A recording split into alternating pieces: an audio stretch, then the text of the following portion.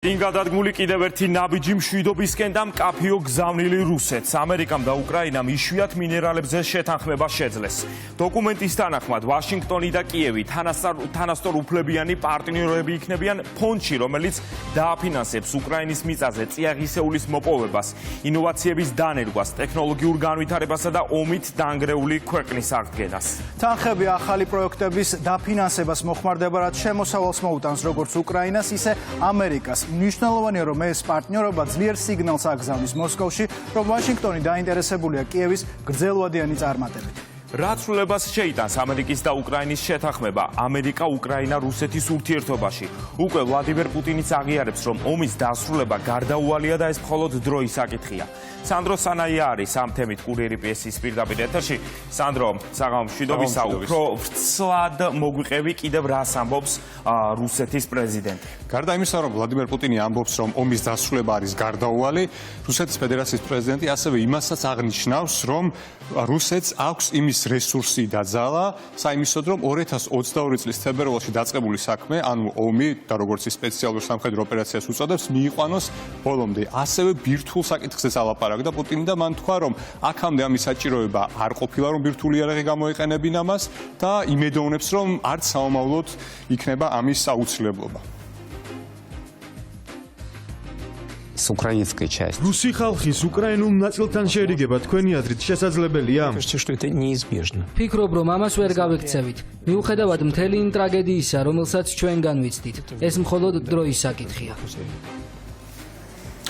თუმცა, როგორც უკვე აღნიშნეთ, მინერალების ისტორიული ხელშეკრულება ამერიკასა და უკრაინას შორის უკვე გაფორმებული არის, თუმცა თეთრ სახლში მიუხედავად ამისა, მაინც ფიქრობენ, რომ ომის დასრულების პერსპექტივა ჯერჯერობით ჰორიზონტზე არ ჩანს და საიმისოდ, რომ გამოიკვეთოს ომის დასრულების კონტურები, ამისათვის თეთრ სახლში მიაჩნიათ, რომ საჭიროა რუსული და უკრაინული მხარეები უფრო მეტად დაახლოვდნენ და გადაინაცვლონ მოლაპარაკების მაგიდასთან.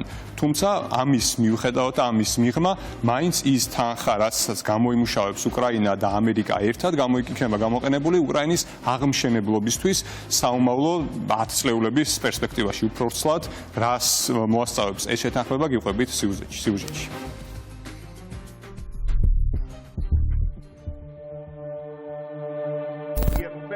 უკრაინული იშვიათი მინერალები და ბუნებრივი წიაღისეული ამერიკული სამხედრო და ეკონომიკური დახმარების სანაცვლოდ. ის, რაც ვერ შედგა ვაშინგტონში, შედგა ვატიკანში.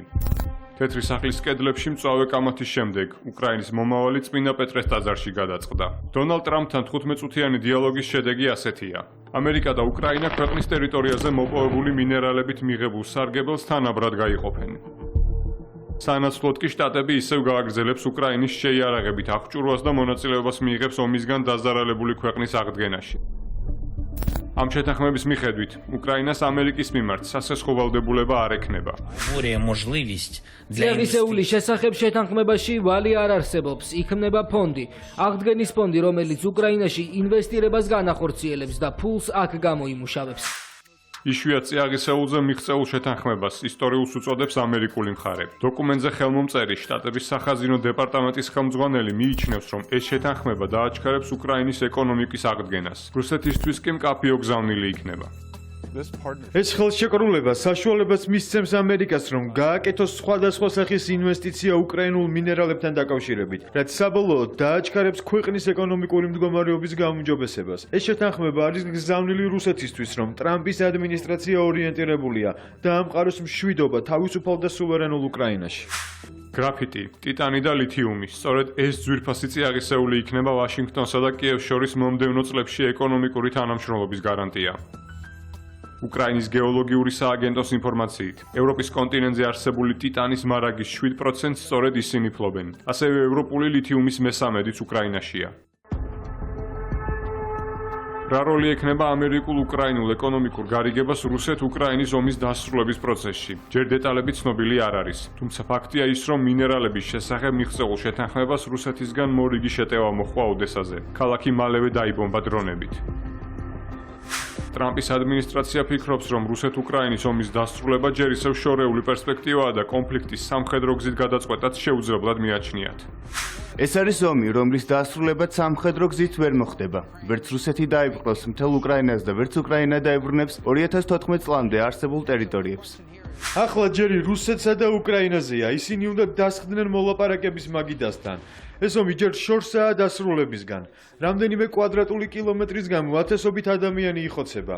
იმედი მაქვს ორივე მხარე მალე დაიწყებს საუბარს. საბოლოო ნაბიჯი სწორედ ამ ორმა მხარემ უნდა გადადგას. ძალაში რჩება დონალდ ტრამპის ულტიმატუმიც. ამერიკა ისევ იმეორებს, რომ თუ ომში ჩართული ქვეყნები საერთო ენას უახლოეს მომავალში ვერ გამონახავენ, შეერთებული შტატები სხვა მნიშვნელოვან თემებზე გადაერთვება და პროცესიდან გავა.